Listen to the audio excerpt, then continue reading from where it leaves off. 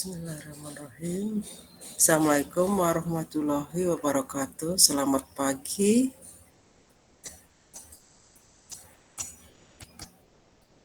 Waalaikumsalam warahmatullahi wabarakatuh. Selamat pagi, Bu. Ini adalah perkuliahan yang terakhir di semester genap untuk mata kuliah IA, instrumen analitik. Jadi materi yang terakhir adalah di sini harus saya tuntaskan hari ini. Untuk latihan soalnya nanti mungkin bisa lihat dari kelas A atau kelas C ya. Untuk yang GC-nya. Karena kalau kelas A dan kelas C masih ada satu hari lagi yaitu hari Jumat. Sedangkan untuk kelas B udah habis waktunya ya.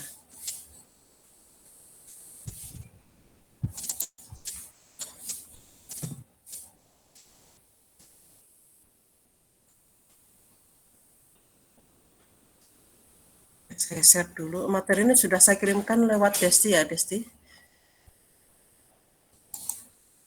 Iya, Bu, sudah.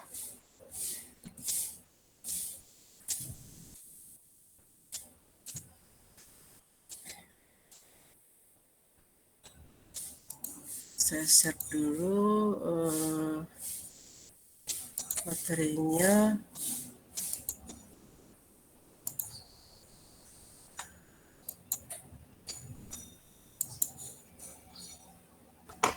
Sudah terlihatkah? Ada, Bu. Oke, sekarang materi kromatografi, gas kromatografi. Sebelum ke gas kromatografi, kita jelaskan dulu mengenai kromatografi. Kromatografi itu adalah jadi dari krom itu warna, grafi itu tulisan. Jadi sebenarnya tulisan berwarna. Tapi sebenarnya bukan tulisan berwarna. Jadi ada seorang namanya Michael Sweat itu memisahkan klorofil dan ternyata dari pemisahan itu terdapat pita-pita yang berwarna-warni. Dari situlah istilah muncul kromatografi. Jadi kromatografi adalah salah satu metode pemisahan dari sekian banyak metode pemisahan, itu adalah kromatografi. Hanya untuk kromatografi ini kebanyakan digunakan untuk menganalisis ya. Beda dengan yang pemisahan yang lain, misalnya ekstraksi cair-cair, ekstraksi padat cair, distilasi dan sebagainya. Itu digunakan untuk preparatif atau digunakan untuk mendapatkan sesuatu bahan atau suatu zat. Tapi kalau kromatografi kebanyakan digunakan untuk analisis. Selain dipisahkan, setelah itu dilanjutkan untuk analisis. Jadi tujuan kromatografi adalah salah satu metode pemisahan yang mempunyai fungsi untuk mengidentifikasi komponen-komponen dalam campuran. Kemudian bisa juga digunakan untuk memurnikan atau juga menghilangkan pengotornya. Nah, yang 1, 2 dan 3 ini biasa dikatakan sebagai preparatif. Tapi kalau mengidentifikasi ini adalah analisis kualitatif maupun kuantitatif.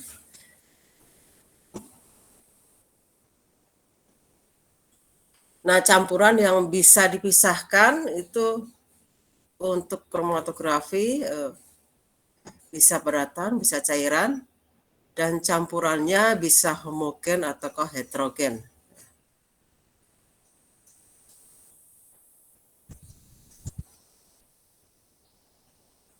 Nah, metode yang digunakan untuk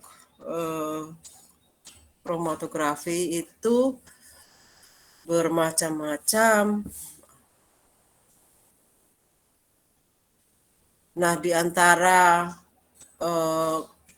kromatografi itu masuk di daerah mana? Jadi pemisahan itu kan ada yang berdasarkan ukuran, berat, jenis, sifat fisiknya, sifat kimianya. Ada juga yang berdasarkan partisi. Nah, kalau dilihat di sini bahwa kromatografi itu selevel dengan ekstraksi. Hanya kalau ekstraksi kan digunakan untuk preparatif atau digunakan untuk mendapatkan bahan yang kita inginkan. Tapi kalau kromatografi di sini adalah digunakan untuk analisis. Nah, ekstraksi itu ada dua yang kalian kenal mungkin, ya, ekstraksi padat cair, ekstraksi cair-cair. Yang metodenya mirip dengan kromatografi adalah ekstraksi cair-cair, karena di sini menggunakan dua pelarut, yang dimana kedua pelarut tersebut tidak saling bercampur. Meskipun tidak saling bercampur, tapi mampu melarutkan komponen yang akan kita pisahkan. Nah, karena dia bisa terbagi di dua pelarut ini, maka disebutkan proses pemisahannya adalah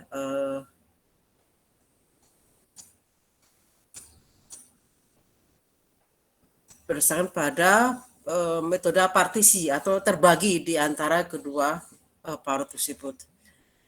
Nah, untuk ekstraksi cair-cair ini menggunakan dua pelarut yang nanti kalau kita gunakan cara batch, itu ada yang disebut fasa bawah, ada yang fasa atas.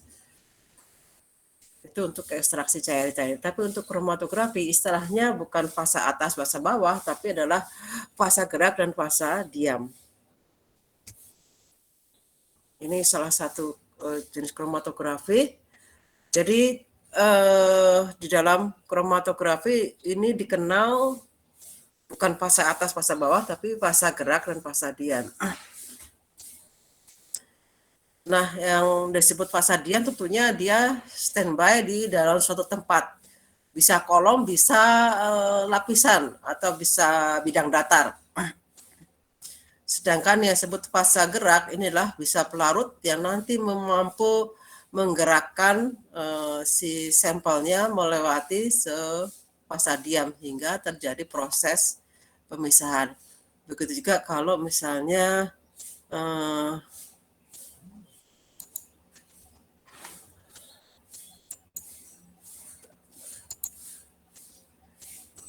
misalnya di bidang datar sama, ini namanya kromatografi lapis tipis atau juga kromatografi kertas, ada dua macam. Jadi pelarutnya ini akan membawa si sampelnya melewati fasa diam dan nanti akan terjadi proses pemisahan. Jadi dalam apa disebut kromatografi, ada kromatografi adalah proses pemisahan yang melibatkan fasa gerak dan fasa diam, di mana metode ini berfungsi untuk mengidentifikasi komponen baik kualitatif maupun kuantitatifnya. Nah, instrumennya itu, ini kesimpulannya adalah kromatografi ini sebenarnya prinsipnya sama dengan ekstraksi cair-cair yang counter current, di mana komponen yang akan kita pisahkan itu terbagi di dua fasa, di fasa gerak dan fasa diam. Nah, terbaginya ini sesuai dengan panjangnya kolom, seberapa lama dia terjadi proses partisi ini. Yang pertama adalah supaya terjadi partisi tentunya ada interaksi. Nah, yang berperan untuk berinteraksi dengan komponen atau campuran yang dipisahkan itu adalah hanya fasa diamnya. Jadi fasa diam ini berperan untuk melakukan pemisahan. Kalau fasa geraknya ini fungsinya hanya membawa si sampel melewati fasa diam. Nah, kalau yang ini untuk kromatografi syaratnya adalah campurannya harus homogen, tidak boleh heterogen. Beda kalau ekstraksi itu bisa, kalau ekstraksi bisa campuran homogen, bisa campuran heterogen. Nah, bagian utama dari kromatografi adalah fasa gerak dan fasa diamnya. Nah, untuk fasa diamnya kadang-kadang ada juga ditambahkan medium pendukung atau solid support. Karena kenapa? Karena kadang-kadang fasa diamnya tidak bisa eh, eh, tidak bisa langsung dia di suatu tempat, tapi perlu ada bahan pendukungnya. Nah, seperti saya katakan tadi, kromatografi bisa digunakan untuk analisis kualitatif dan kuantitatif.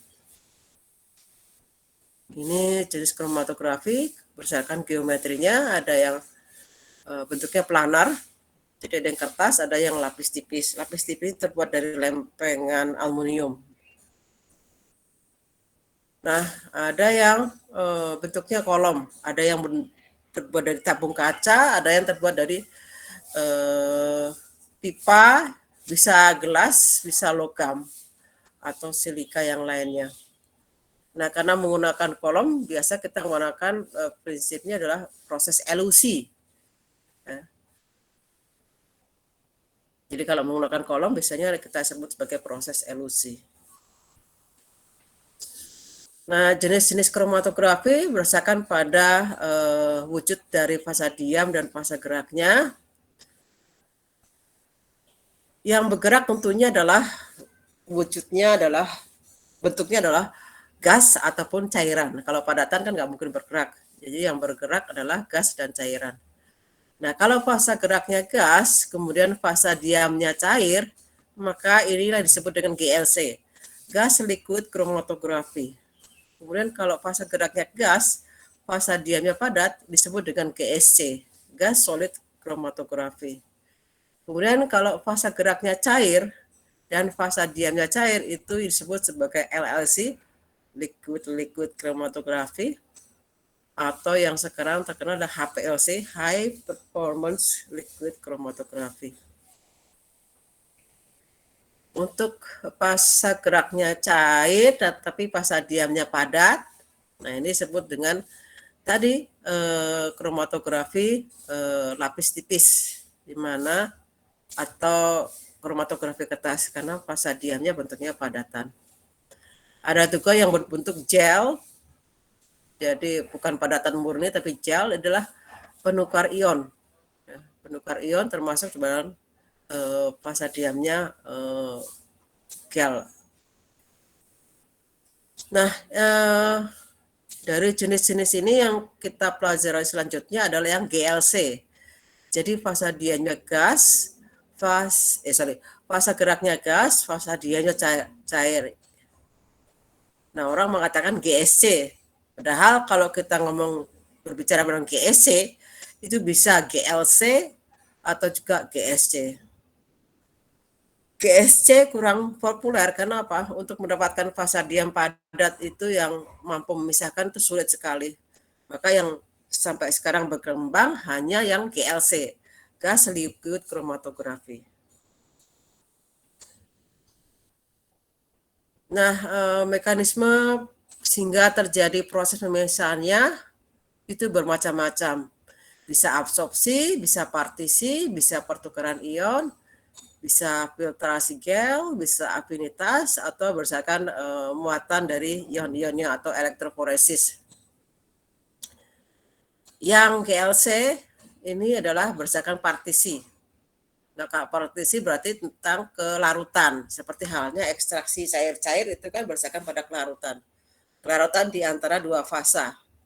Nah, begitu juga dengan GLC, karena fasa diamnya cair, maka ini adalah mekanisme pemisahan kan berdasarkan partisi kelarutannya.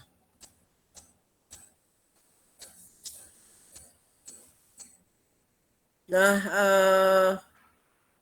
mengapa bisa terjadi proses pemisahan tadi?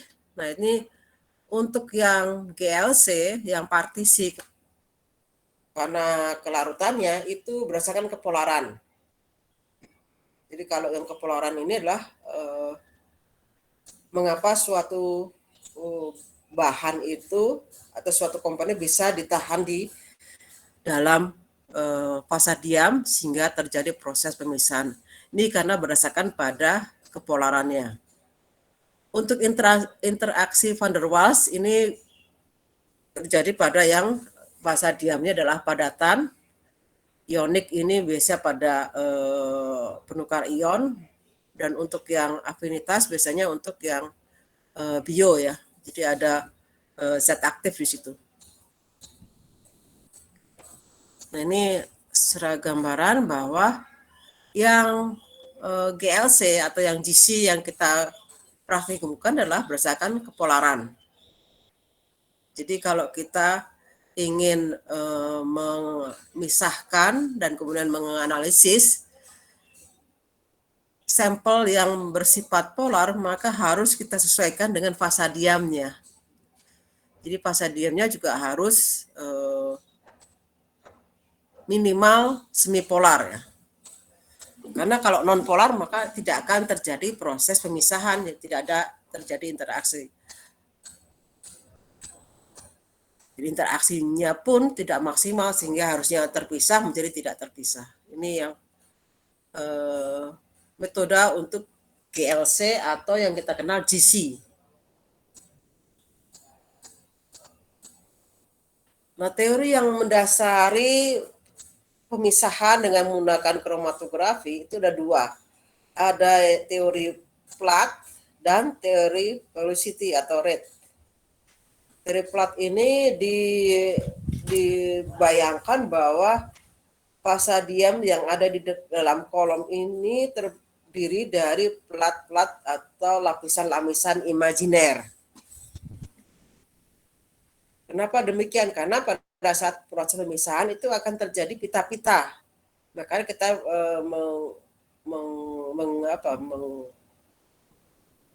menggambarkan atau memisalkan itu terdiri dari lapisan imajiner.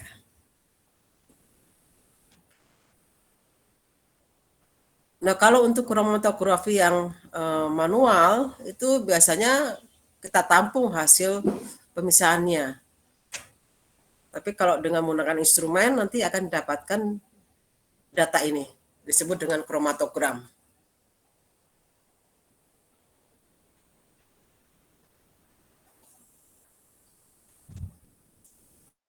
Nah, sebelum ke teori yang mendasari kromatografi, kita harus mengenal istilah waktu retensi. Jadi waktu retensi adalah lamanya komponen tersebut ditahan di dalam kolom pada konsentrasi maksimum.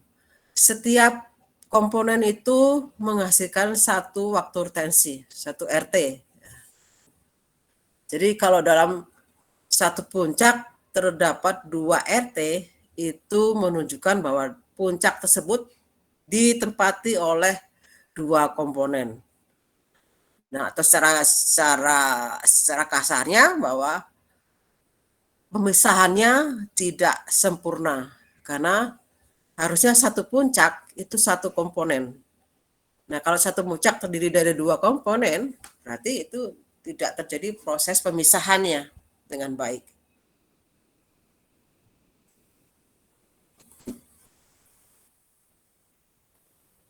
Nah, selama proses pemisahan berlangsung, itu akan terjadi kesetimbangan di antara 2 fasa. Jadi fasa gerak dan fasa diam. Karena kan prosesnya adalah partisi. Partisi ada sebagian di fasa gerak, sebagian lagi di fasa diam. Nah, pada kondisi tertentu dia akan terjadi proses kesetimbangan. Nah, ini mirip dengan metode ekstraksi cair-cair. Kalau metode ekstraksi cair-cair itu sudah disebut koefisien distribusi, jadi konsentrasi yang terekstrak, konsentrasi yang di dalam sampelnya, dalam pelarut. Nah, kalau yang kromatografi adalah jumlah mol yang ada di fasa diam dan jumlah mol yang ada di fasa gerak. Jadi yang disebut dengan kapasitas. Jadi kapasitas kromatografi itu dilihat dari perbandingan jumlah mol komponen yang ada di fasa diam dan yang ada di fasa gerak.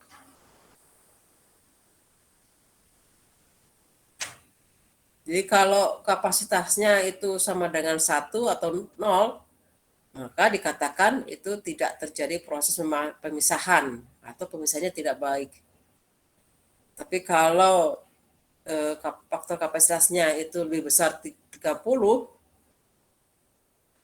maka ini proses pemisahan terjadi pemisahan tapi sangat tidak efisien karena lambat ya.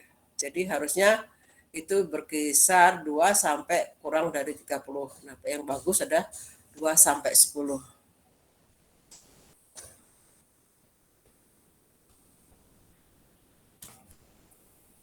Nah, tadi kan berkaitan dengan ke pemisahan. Jadi pemisahan ini nanti dikatakan sebagai efisiensi kolom. Jadi efisiensi kolom adalah kemampuan fasa diam dalam memisahkan komponen. Kenapa disebut efisiensi kolom? Karena fasa diamnya ada di dalam kolom. Jadi bisa dikatakan bahwa efisiensi kolom itu adalah kemampuan fasa diam dalam memisahkan komponen-komponennya. Nah, untuk kromatogramnya itu ditunjukkan dengan puncak kromatogram yang sempit. Jadi bentuk puncaknya runcing ya. Nah, untuk mendapatkan puncak yang sempit atau runcing itu sangat bergantung pada kemampuan berinteraksinya antara si fasa diam dengan komponen-komponen yang dipisahkan. Nah, munculnya teori kromatografi adalah efisiensi kolom atau kemampuan fasa diam memisahkan komponen-komponen tersebut sangat berhubungan dengan fasa diam dan juga fasa gerak. Yang teori yang membahas atau yang menggeluti tentang pengaruh fasa diamnya adalah disebut sebagai teori plate. Jadi jumlah fasa diamnya. Seperti saya katakan tadi bahwa kenapa muncul teori plate, karena di fasa diamnya ini diimajinasikan atau diimajinasi sebagai suatu lapisan ya, terdiri dari beberapa lapisan.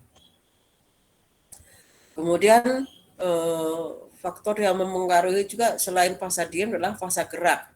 Nanti dikemukakan dalam teori velocity atau kecepatan fasa geraknya. Kita ke teori lempengan atau triplet teori ya. Jadi kalau ekstraksi cair-cair itu sangat bergantung pada tahapnya kita melakukan ekstraksi, apakah sekali, 2 kali, 3 kali, dan seterusnya. Nah, itu semakin panjang tahapnya, itu makin efisien proses pemisahannya.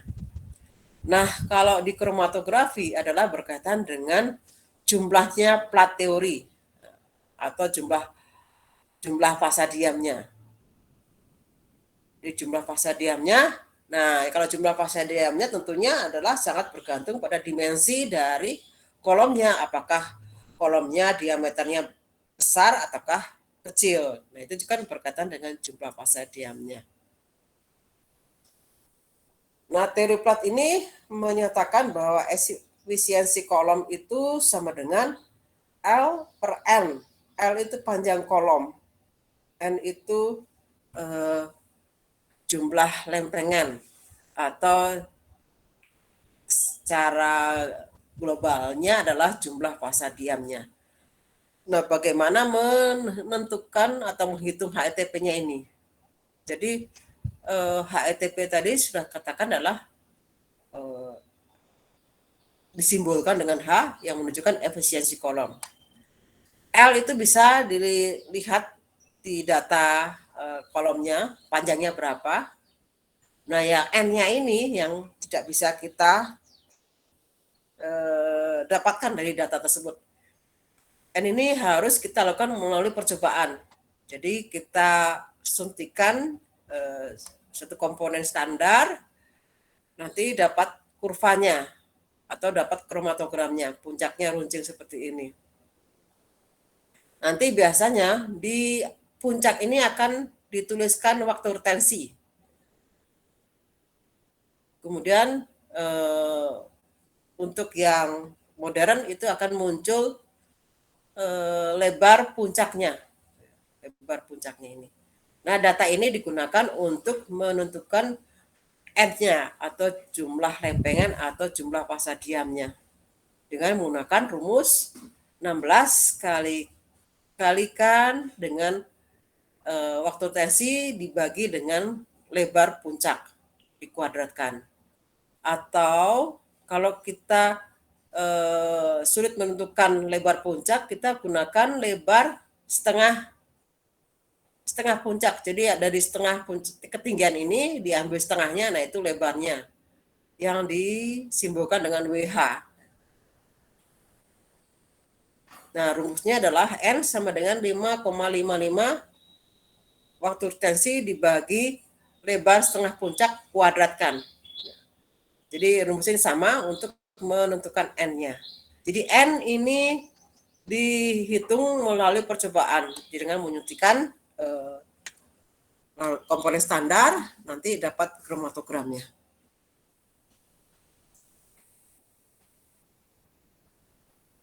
Dari sini kelihatan bahwa efisiensi kolom atau kemampuan memisahkan itu sangat dipengaruhi oleh panjangnya kolom dan jumlah fasa diamnya yang ada di dalam kolom tersebut. Nah, bagaimana dikatakan bahwa si kolom itu efisien atau kemampuan memisahkan komponennya baik? Itu dilihat dari nilai HETP-nya. Jadi kalau nilai HETP-nya kecil, maka dikatakan sebagai kolomnya efisien. Kalau nilai HETP-nya besar, maka dikatakan kolomnya tidak efisien. Jadi berbeda. Jadi nilai HETP-nya harus kecil untuk mendapatkan efisiensi kolom yang bagus atau kemampuan memisahkan komponen itu dengan baik. Itu nilai HETP-nya harus kecil. Nah, ternyata selama percobaan itu bahwa proses pemisahan tidak hanya bergantung pada panjang kolom dan jumlah fasa diam, tetapi juga adalah kecepatan laju dari fasa geraknya. Jadi ini kelihatan bahwa kalau lajunya optimal, maka puncaknya runting. Tapi kalau agak besar atau agak lambat, maka agak melebar ini puncaknya. Apalagi kalau sangat lambat, kecepatan fasa geraknya itu menjadi lebar seperti ini. Nah, ini sebenarnya tidak kita inginkan kalau lebar seperti ini. Yang kita inginkan adalah puncaknya runcing seperti ini. Nah, dari sinilah muncul disebut teori laju atau teori velocity teori yang dikemukakan oleh Van Diemen. Van Diemen ini menghasilkan suatu persamaan yang berkaitan antara kecepatan laju fasa gerak dengan efisiensi kolom. Nah, rumusnya panjang seperti ini. Ya. Tapi jangan khawatir, saya tidak menuntut kalian untuk menghafal rumus ini. Nah, ini kemudian disingkat menjadi rumusnya ini. H atau HETP sama dengan A plus B per U tambah C kali U. U adalah kecepatan dari fasa geraknya. Dari rumus ini kelihatan bahwa ada 3 faktor yang mempengaruhi HETP yang berkaitan dengan laju. Tetapi dari 3 ini hanya B dan C saja yang berkaitan langsung dengan laju fasa geraknya. Yang A, yang disebut dengan difusi eddy ini adalah berkaitan dengan karakter dari si fasa diamnya. Sedangkan B ini dan C ini sangat dipengaruhi oleh laju dari atau kecepatan dari fasa geraknya. B inilah difusi molekul. Difusi molekul dari komponen yang terdifusi ke dalam fasa diamnya dan juga ke fasa geraknya. Yang C adalah kemampuan perpindahan massa. Kan dia harus berpindah dari fasa gerak ke fasa diam dan sebaliknya juga dari fasa diam ke fasa gerak karena akan terjadi proses partisinya tersebut. Ini difusi molekul dan perpindahan massa ini sangat dipengaruhi oleh kecepatan dari fasa geraknya. Yang untuk A yang disebut dengan difusi eddy adalah berkaitan dengan karakter dari fasa diamnya. Jadi kolom itu ada dua jenis, ada yang kolom packet kolom, ada kolom kapiler. Jadi kalau kolom packet kolom atau kolom esian ini, di kolomnya ini diisi oleh partikel padatan yang kalau ukurannya tidak sama, satu komponen ini bisa menghasilkan migrasi yang berbeda-beda. Padahal komponennya sama. Nah, akibatnya akan terjadi pelebaran dari puncak. Nah, ini yang tidak kita inginkan. Makanya si fasa diamnya ini karakternya harus bagaimana. Kalau dia ukurannya bulat seragam, tapi ukurannya besar-besar, nah ini tetap masih ada perbedaannya. Ini komponen A, ini A1 lebih pendek dibandingkan dengan yang A2 yang belok-belok ini. Begitu juga kalau misalnya si partikelnya itu ukurannya kecil, juga sama. Jadi difusi eddy ini berkaitan dengan ukuran dari partikel untuk fasa diamnya. Nah ini difusi eddy itu atau faktor A ini hanya berpengaruh kalau kolomnya adalah kolom isian. Nah, kalau yang kolom kapiler ini tidak ada, kan tidak ada padatan di sini. Si fasa diamnya langsung melapisi dinding kolom. Beda dengan tadi. Yang ini si kolomnya diisi oleh partikel-partikel atau padatan-padatan yang dilapisi oleh fasa diam. Jadi kalau yang kolom kapiler ini faktor A hampir tidak ada. Jadi persamaan ini A, B, C ini sangat berpengaruh kalau dia kolom isian atau packet kolom. Faktor A masih ada, komplit. Tapi kalau kolom kapiler ini tidak ada faktor A-nya. Jadi hanya faktor B dan faktor C saja untuk efisiensi kolom.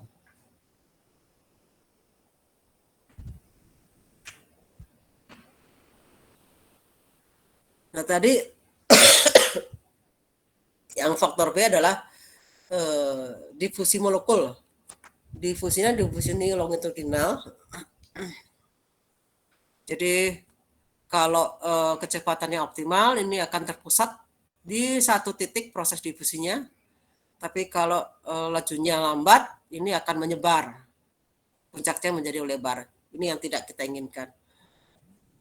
Jadi kita harus cari kecepatannya optimal. Nah ini juga dengan perpindahan massa. Jadi perpindahan massa itu harus sebanding yang masuk ke dalam fasa diam dengan yang fasa gerak. Karena tidak mungkin yang di fasa diam kita diam tersimpan di dalam fasa diam, sedangkan yang di fasa gerak hanya sedikit. Nah ini yang kita inginkan adalah sebanding, terjadi keseimbangan antara di fasa gerak dan di fasa diam. Ini sangat dipengaruhi oleh lajunya. Jadi kalau lajunya lambat, maka ini yang diam di fasa diam, komponen yang tertahan di fasa diam lebih besar dibandingkan yang terbawa oleh fasa geraknya.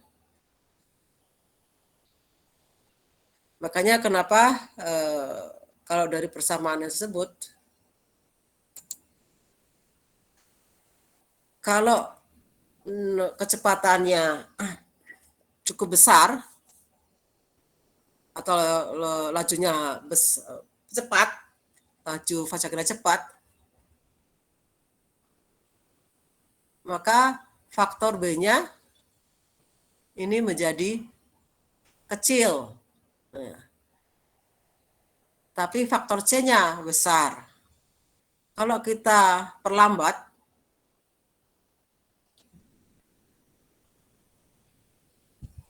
maka faktor B-nya menjadi besar, faktor C-nya menjadi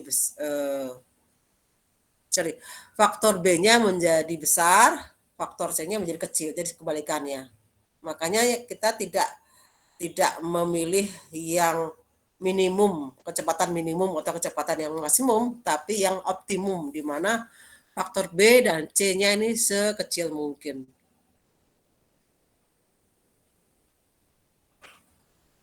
Jadi kalau digambarkan persamaan Van Demeter mana H, B per U plus C per U. Untuk difusi eddy itu stabil ya, karena sangat tergantung dari fasa diamnya. Kemudian yang B itu dengan kecepatan yang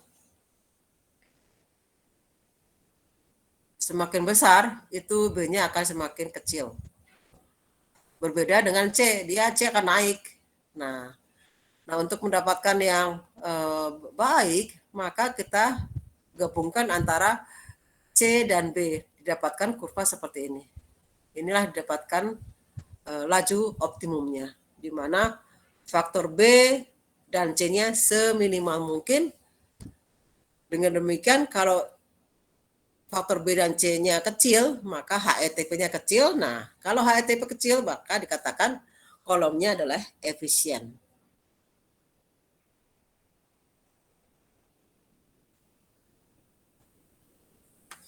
Jadi efisiensi kolom atau semakin kecil nilai H atau HETP itu sangat dipengaruhi oleh panjang kolom, kemudian jumlah fasa diam, dan laju fasa gerak.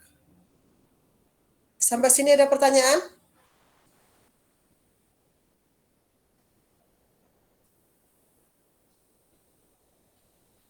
Halo? Ibu izin bertanya. Yuk, silakan. Berarti faktor A tadi yang apa namanya difusi eddy gitu, Bu? Ya. Itu tuh harus sama harus kolom isian gitu ya, Bu? Bukan. Ya, jadi kalau karena kalian lihat di lab itu ada juga GC lama yang GC baru ya. Ya. Iya. Ya, GC lama itu kolomnya isian. Jadi ada butiran-butiran di sini. Padat ini. Nah, kalau yang baru itu kolomnya kolom kapiler. Yang ini. Jadi kalau kolom isian, nanti saya jelaskan kenapa bedanya kolom isian dengan kolom kapiler. Itu ukurannya juga berbeda. Namanya juga kapiler, pasti diameternya sangat-sangat kecil, satuannya mikrometer ya. Jadi Bu, karena yang GC yang baru ini kebanyakan pakai kolom kapiler gitu, jadi A-nya nggak ada. gimana? Jadi nilai A-nya tidak ada. Oh, Tidak ada faktor A-nya. Jadi tinggal iya. faktor B dan C aja. Oh iya Ibu, makasih Ibu. Yuk sama-sama. Ada lagi?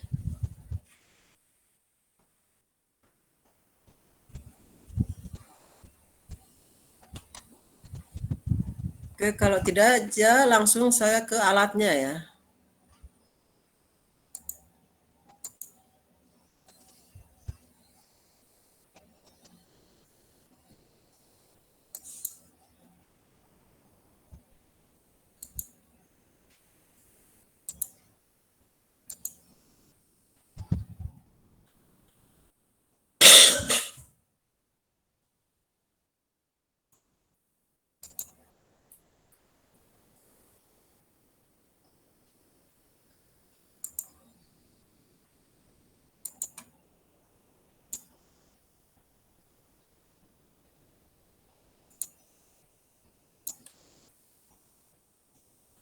Sudah terlihatkah?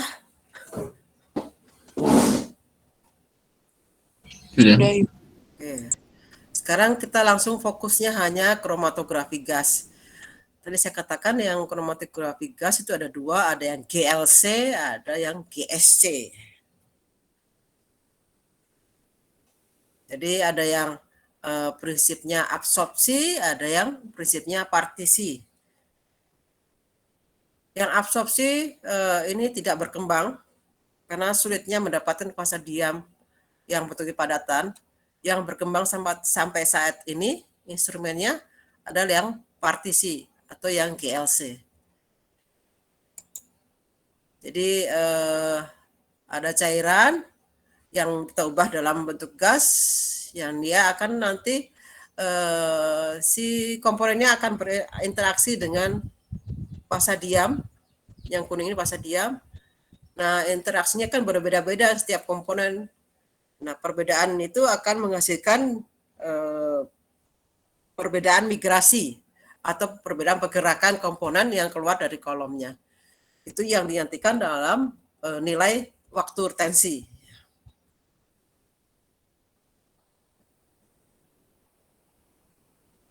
Ini langsung GLC. Jadi yang GLC ini mekanismenya adalah partisi. Jenis fasa geraknya itu bisa helium, bisa hidrogen, bisa nitrogen. Helium ini memang sangat bagus, tetapi harganya luar biasa mahalnya. Hidrogen juga bagus karena dia lebih ringan, tetapi tingkat bahayanya cukup besar. Padahal ini kan kalau jenis fasa geraknya itu harus continue keluarnya. Maka yang untuk di amannya kita memilih yang nitrogen. Karena nitrogen itu juga sifatnya inert dan tidak berbahaya. Jadi fasa gerak yang umumnya digunakan di pendidikan ya, terutama di pendidikan, itu fasa geraknya adalah nitrogen. N2. Karena fungsi fasa geraknya kan hanya sekedar membawa sampel melewati fasa diamnya. Nah, karena prinsip pemisahannya adalah partisi, berkaitan dengan kepolarannya atau berkaitan kelarutan dari komponen tersebut ke dalam fasa diam, maka ada beberapa macam jenis fasa diam. Ada yang polar, ada yang non-polar, ada yang semi-polar. Karena proses pemisahannya berdasarkan partisi, berdasarkan kepolarannya. Jadi kita harus memilih fasa diamnya yang cocok apa. Misalnya etanol. Etanol senyawanya apakah polar atau non-polar? Ada yang polar. Jadi tentunya tidak bisa menggunakan fasa diamnya yang non-polar. Dia hanya bisa terpisah kalau sifatnya polar ataukah semi-polar atau intermediate polar. Jadi ini yang perlu diperhatikan pada saat kalau kita melakukan analisis menggunakan GLC atau GC yang kita kenal. Nah, prinsipnya tadi adalah berdasarkan partisi kelarutan karena adanya perbedaan kepolaran. Nah, instrumennya adalah pertama adalah yang adanya fasa gerak. Fasa gerak ini sifatnya harus inert ya. Dan dia harusnya murni. Maka di sini ada beberapa tahap filter supaya bebas dari uap air dan sebagainya. Jadi benar-benar hanya nitrogen murni. Nanti ada kontrol flow-nya. Ini untuk mengatur laju. Tadi kan dari persamaan Van Dimter adalah laju kecepatan dari fasa geraknya harus dikendalikan supaya proses pemisahannya itu baik. Kemudian di sini ada injektor untuk memasukkan sampel dan mengubahnya menjadi gas. Kalau sampelnya dalam bentuk cairan. Jadi kalau sampelnya dalam bentuk cairan, masuk ke injektor, ini harus diubah ke dalam bentuk gas. Nah, setelah itu oleh fase gerak di bawah melewati kolom. Nah, kolom ini ada di dalam oven. Kenapa? Ini yang berkaitan dengan tadi. Kalau si komponennya itu berinteraksi dengan baik dengan fasa diam, maka tentunya akan ditahan di dalam kolom. Nah, kalau ditahan di dalam kolom, itu harus dikeluarkan supaya tidak terjadi pengotoran di dalam kolom. Nah, untuk mengeluarkannya, maka perlu adanya pemanasan. Jadi kenapa kolom ini ada di dalam oven? Karena selain dari perbedaan kepolaran, juga adalah perbedaan titik didih dari komponen tersebut. Supaya bisa dikeluarkan secara bertahap dari kolom, yang nanti masuk ke detektor. Dari detektor ini diubah ke dalam bentuk sinyal listrik yang nanti masuk ke decoder. Ini saya akan bahas perkomponennya. Dari gas membawa, ini harusnya kemudian yang tinggi ya, ultra high purity. Kemudian laju gas bawahnya juga harus dikendalikan supaya mendapat laju yang optimum. Yang dipakai adalah yang nitrogen. Hidrogen, helium tidak kita pakai ya sebagai gas membawa. Kalau industri yang bonafit sih kebanyakan menggunakan yang helium ya. Tapi kita di tingkat pendidikan itu karena berkaitan ekonomisnya, kita gunakan yang nitrogen. Kemudian yang di daerah injektor, ada dua jenis injektor, ada yang split, ada yang splitless. Yang split ini adalah untuk kalau misalnya volume yang disuntikan berlebih, nanti kelebihan itu bisa dikeluarkan. Tetapi yang ada yang splitless, nah yang splitless ini adalah kalau berlebih, maka menumpuk di daerah bawah injektornya. Ini yang yang seringkali membuat si injektornya itu cepat cepat kotor dan cepat rusak. Jadi yang modal sekarang adalah menggunakan yang split atau membuang kalau misalnya kita suntikan secara berlebih. Di injektor ini ada septum. Septum ya. Septum ini adalah karet yang terbuat dari silikon untuk menahan sampel yang sudah berubah jadi gas keluar dari injektornya. Jadi volume penyuntikan juga berpengaruh terhadap kondisi dari instrumennya. Nah, setelah melewati injektor, kemudian oleh fasa gerak dibawa oleh fasa diam, melewati fasa diam. Di fasa diam akan terjadi proses pemisahan yang nanti diwujudkan dalam bentuk kromatogram yang berupa puncak-puncak ini. Setiap puncak itu menunjukkan satu komponen yang dinyatakan dengan satu waktu tensi. Nah, ini kolom. Karena kolom ini adalah berisi fasa diam yang fungsinya untuk memisahkan komponen-komponen. Nah, ini yang disebut kolom isian. Jadi kalau kolom isian itu terbuat dari logam dan diameternya cukup besar. Beda dengan kolom kapiler ini terbuat dari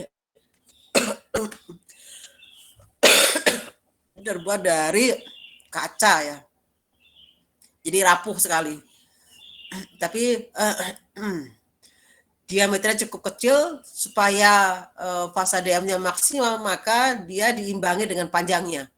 Jadi panjangnya lebih dari 5 meter untuk kolom kapiler. Tapi kalau kolom isian atau paket kolom ini kurang dari 5 meter, maksimal 1 meter panjangnya ya. Karena diameternya cukup besar. Nah, ini yang tadi saya katakan untuk difusi eddy, ini kolomnya sangat berpengaruh ya. Faktor A-nya sangat berpengaruh. Tapi untuk kolom kapiler ini tidak berpengaruh. Nah, karena instrumen yang terbaru ini menggunakan kolom kapiler, maka kita fokus kolom kapiler.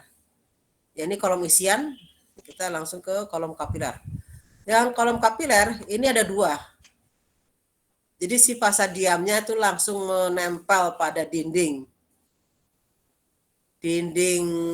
kolomnya. Tapi ada juga yang perlu bahan pendukung. Jadi ada padatan yang tahan panas tapi kuat. Nah, setiap padatan tersebut dilapisi oleh fasa diam, baru kemudian ditempelkan di dinding kolomnya. Jadi fasa diamnya intinya adalah menempel di dinding kolom, bisa langsung, bisa tidak langsung. Nah, kalau yang langsung seperti ini sebenarnya lifetime-nya lebih rendah dibandingkan yang ini. Kenapa? Karena kalau bahan kimia itu variasi atau fluktuatif yang kita gunakan, itu lama-lama akan mengikis si fasa diamnya. Beda dengan yang model ini. Jadi yang WCOT ini adalah si sampelnya atau fasa diamnya menempel pada kapiler dinding kolomnya. Tapi kalau yang SCOT ini adalah si fasa diamnya tidak langsung menempel pada dinding kolom, tapi ada bahan pendukung.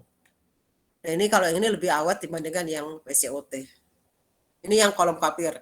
Kalau yang tengah ini adalah untuk yang GSC, gas solid chromatografi.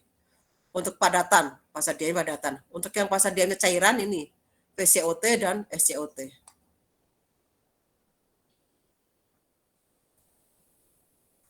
Nah, tadi ini untuk yang kolom kapiler jumlah atau nilai N-nya itu berkisar 3.000 sampai 5.000 lempengan per meter. Ya. Nah, nanti kan berkaitan dengan efisiensi kolom tergantung dari L-nya, dari panjang kapilernya.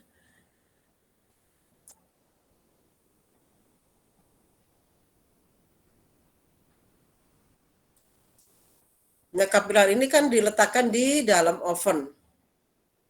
Kenapa? Karena supaya mengeluarkan komponen-komponen yang sudah terpisah tapi tertahan di dalam kolom. Nah, oven tersebut kita bisa diprogram, bisa isotermal, artinya suhu awal maupun suhu akhir itu sama. Atau juga kita menggunakan program suhu. Jadi suhu awalnya kita program pada suhu berapa, kemudian kita program kecepatan dari laju kenaikannya, kemudian suhu akhirnya berapa. Mana yang lebih bagus? Tergantung komponennya. Nah, yang berikutnya adalah komponen berikutnya adalah detektor. Detektor yang sering digunakan adalah FID, Flame Ionization Detector. Di sini ada flame, berarti harus ada bahan bakar, ada bahan oksidannya. Nah, bahan bakarnya adalah hidrogen. Bahan oksidannya adalah udara tekan. Jadi udara tekan ini digunakan untuk membakar hidrogen sehingga menghasilkan flame atau nyala. Flame ini akan mengionisasi si komponen yang sudah keluar dari kolom. Karena ia membentuk ion-ion, maka ion positif nanti ditangkap oleh katoda, ion positif ditangkap oleh anoda, yang ion negatif ditangkap oleh katoda.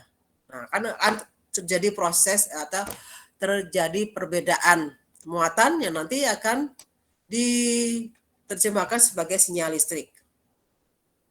Jadi ini. Jadi begitu sampel keluar di kolom, dengan adanya nyala akan terjadi proses ionisasi. Di sini ada elektroda katoda dan anoda yang nanti akan menangkap ion-ion tersebut.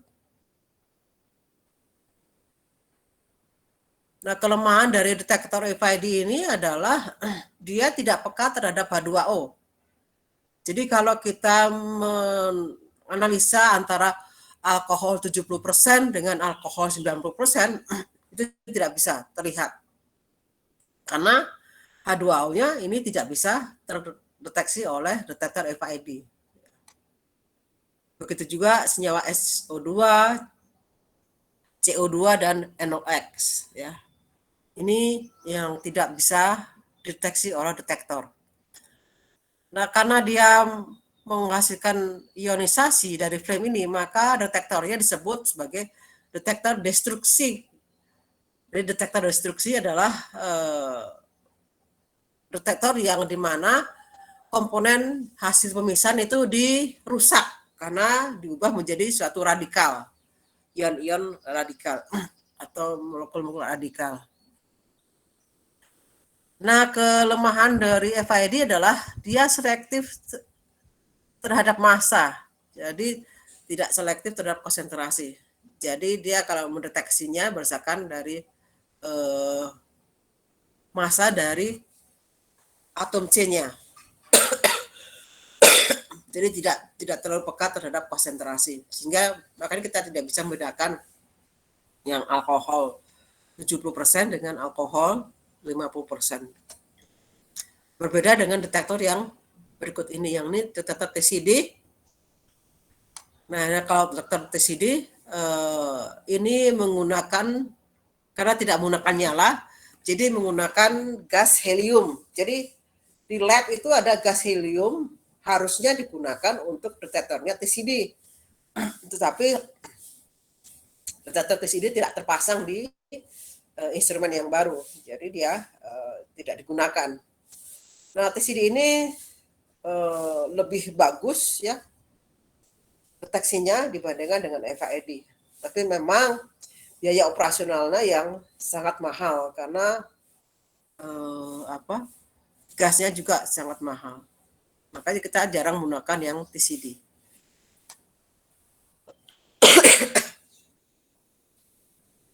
Sampai sini ada pertanyaan?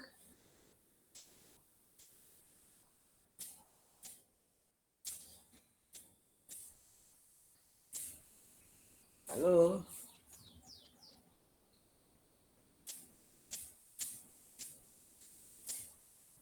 Bu, izin bertanya, Bu. Yuk, silakan.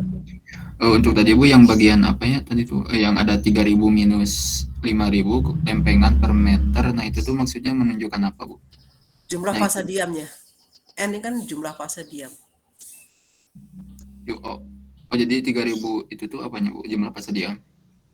Jadi kan fase diamnya kan itu dibayangkan suatu lapisan-lapisan itu, gitu loh. Tadi plat teori tadi. Oh iya, Bu. Jadi kan dihitungkan adalah 3.000 sampai 5.000 lempengan per meternya. Oh, baik, Bu. Paham. Ada lagi?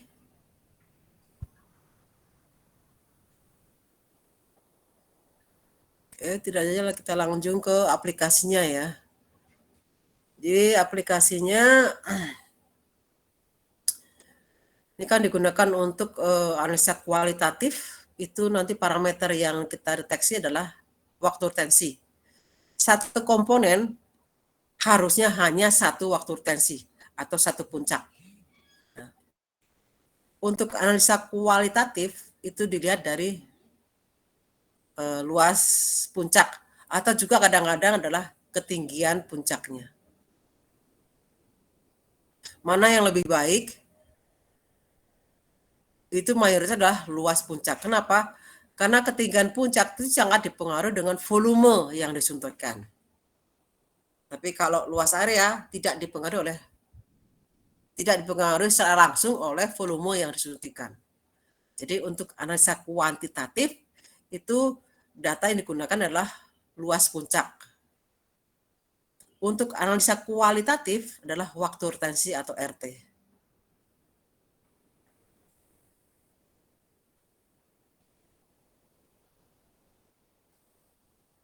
Nah, ini kalau analisa kualitatif ini juga kalian sudah lakukan, kita suntikan standar A, standar B, kemudian baru sampel. Nanti kita lihat waktu tensinya. Kalau dia sama, maka komponen yang ini sama dengan komponen A. Berarti senyawanya adalah senyawa A. Kemudian itu berikutnya kita lihat lagi waktu tensi yang sama mana. Ini misalnya, berarti komponen yang di sini adalah komponen B. Maka kesimpulannya adalah dalam sampel ini mengandung senyawa A atau komponen A dan komponen B. Itu analisis kualitatifnya. Nah, untuk menentukan kadar konsentrasinya ini ada beberapa cara. Yang paling mudah dan paling bisa langsung terlihat adalah dari persen area. Ya. Kemudian ada yang namanya normalisasi atau persen area terkoreksi, ada yang eksternal standar, ada juga yang internal standar. Persen area dan persen area yang terkoreksi itu dikatakan adalah cara relatif. Kenapa? Karena data yang ditampilkan itu hanya menggambarkan keadaan konsentrasi dalam campuran tersebut. Tidak real, tidak nyat sebenarnya. Makanya disebut metode relatif. Kenapa? Karena persen area dan persen area terkoreksi itu sangat dipengaruhi oleh banyaknya puncak-puncak yang muncul. Kenapa? Nah, ini contoh perhitungan dari alatnya tersebut ya. Di sini misalnya ada puncak A, kita ingin menentukan komponen A misalnya. Ternyata setelah disuntikan banyak sekali puncak-puncaknya. Nah, setiap puncak itu kan menghasilkan luas puncak. Ini misalnya A ada 1000, kemudian yang berikutnya 2000, puncak yang berikutnya 500, puncak berikutnya 1000. Totalnya adalah 4500. Nah, metode persen area dilakukan dengan cara puncak ini, puncak komponen yang akan kita tentukan, dibagi dengan seluruh luas puncaknya. Jadi semakin banyak puncak, maka konsentrasinya semakin kecil. Makanya disitulah dikatakan sebagai metode relatif. Jadi kalau pengotornya banyak, maka jadi konsentrasinya jadi lebih kecil. Ini kalian bisa lihat pada saat praktikum. Yang disuntikan misalnya etanol murni, yang konsentrasinya dari botolnya itu 98%. Tapi yang didapat kadang-kadang 30%, 40% dari data tersebut. Karena apa? Karena itu banyak sekali pengotor, nah itu akan mempengaruhi konsentrasi atau persen area yang dihitung. Nah, ini seperti kelihatan kan, 1000 dibagi totalnya, puncaknya menjadi 22,2%. Jadi metode persen area ini hanya bisa menggambarkan komposisi komponen dalam campuran, tidak bisa menentukan secara real berapa konsentrasinya. Begitu juga dengan persen area terkoreksi. Kalau persen area terkoreksi itu bedanya apa? Di sini sudah memperhitungkan faktor F. Faktor F ini adalah kepekaan detektor terhadap komponen yang diuji. Jadi rumusnya adalah C sama dengan F kali A. Jadi F ini untuk persen area terkoreksi sudah dihitung dengan cara kita membuat rentang standar di mana komponen-komponennya harus sama persis dengan sampel. Nah, ini yang akan sulit.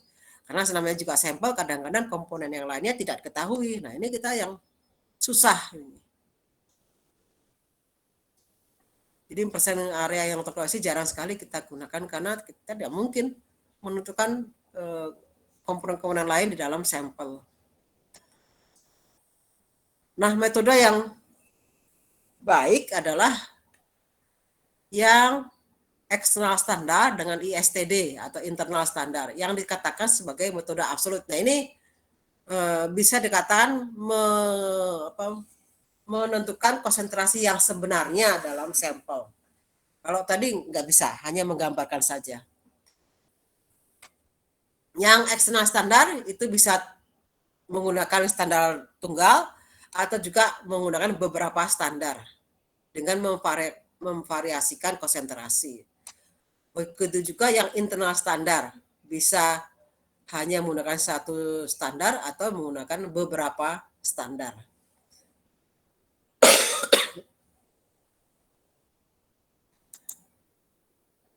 Jadi yang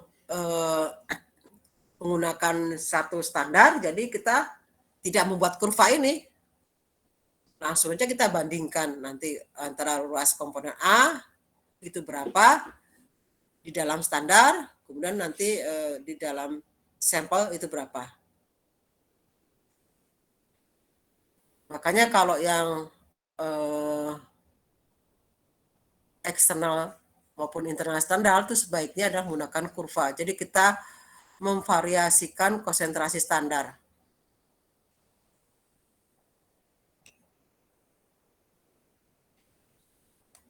Sehingga didapatkan kurva seperti ini.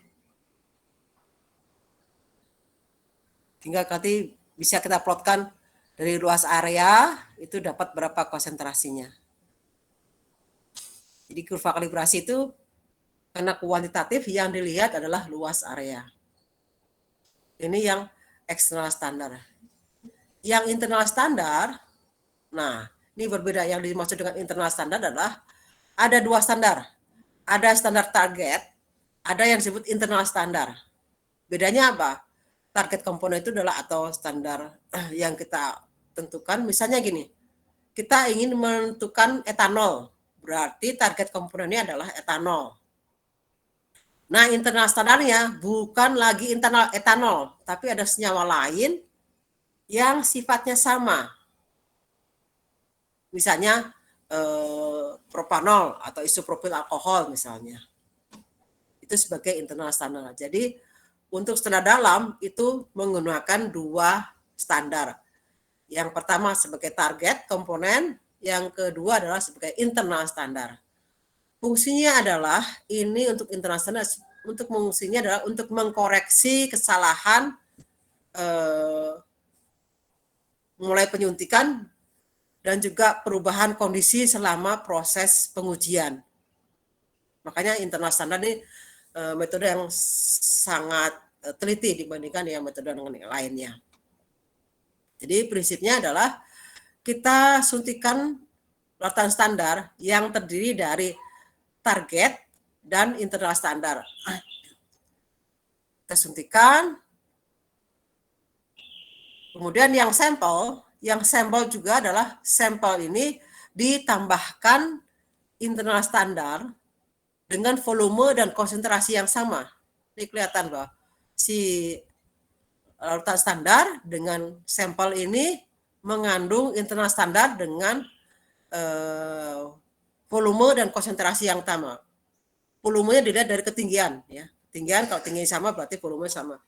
Jadi volumenya sama, konsentrasinya juga sama. Ya. Nah, kemudian nanti kurvanya seperti apa? Nah, kita bandingkan luas puncak dari target dibanding dengan luas puncak dari internal standar. Dapatlah perbandingan 1,2. Nah, kemudian sampel. Sampel ini kan jelas sudah tahu kan komponennya, harus tahu dulu komponennya. Di sini komponennya, targetnya adalah yang sama dengan target adalah komponen A. 700 dibagi dengan internal standar, dapatnya 0,7. Nah, nanti kurvanya ada dua macam. Ada yang sumbu X-nya adalah variasi konsentrasi dari target komponen, atau juga perbandingan konsentrasi antara target dengan internal standar. Tapi tetap divariasikan konsentrasi targetnya. Jadi ada yang perbandingan konsentrasi, ada juga langsung konsentrasi, nggak masalah.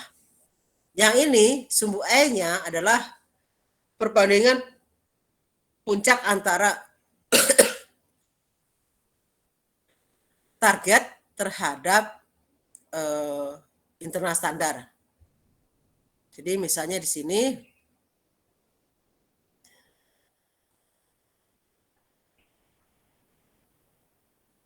yang standar itu 1,2, ininya 1. Kenapa 1 kan 100 dibagi 100, 1. Perbandingan konsentrasi antara target dengan internasional 1. Kemudian yang ini 0,7, ini 0, perbandingannya harusnya 0,7 juga. Perbandingannya di sini, nah ini tergantung luasnya berapa.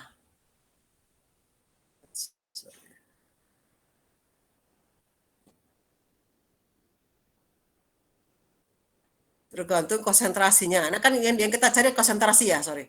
Yang dicari konsentrasi kan. Ini kan 0,7. Jadi kita nanti ke bawahkan ke sumbu X-nya didapat perbandingannya itu 0,8. 0,8 dikalikan 100 dari target kan 100 ininya. Maka didapatkanlah konsentrasi dari A-nya ini adalah 58. 0,7 dibagi 1,2 akan 100. Dari sini juga bisa sih 0,8 dikalikan 100.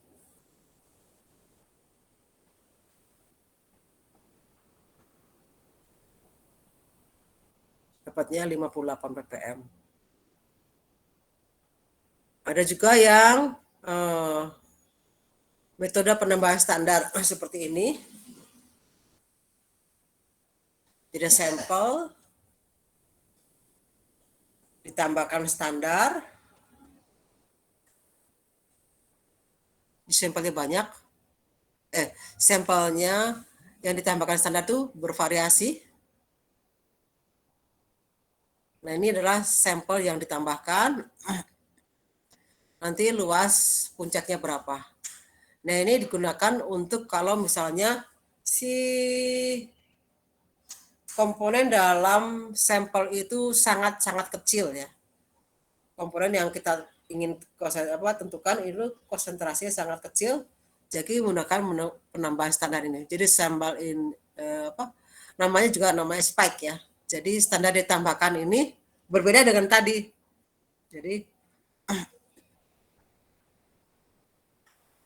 ini sampel kita suntikan, ternyata ada komponen A ini.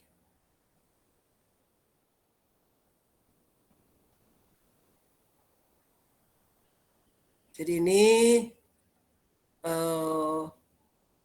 kelebihannya adalah komponen lainnya antara standar dengan yang sampel ini harus sama. Itu yang susahnya. Jadi sampel standar dengan sampel itu komponennya harus sama. Ini sama kan? Nah, ini nanti yang A-nya ini kita tambahkan masing-masing. Standar A-nya. Kemudian kita variasikan konsentrasi komponen A-nya. Biasanya kita variasikan sih. Ini yang sumbu X-nya kita variasikan. Nanti kita buat kurvonya. Sampelnya ini berapa. Nah, penentuan konsentrasinya adalah ini berpotongan. Kemudian diteruskan sampai memotong sumbu X-nya. Nah, di sini kita ketahui bahwa konsentrasi A adalah 50 ppm.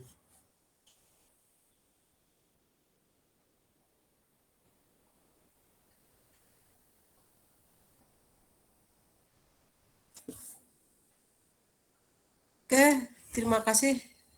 Ini saja yang bisa saya jelaskan mengenai gas kromatografi. Maaf ini agak ngebut ya, karena harus tuntas.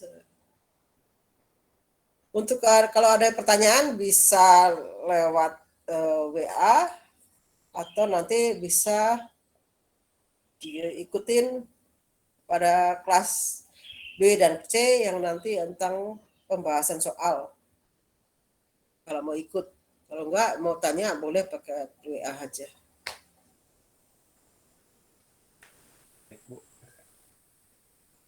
Ada pertanyaan? Ini sudah lebih dari 16 menit ya.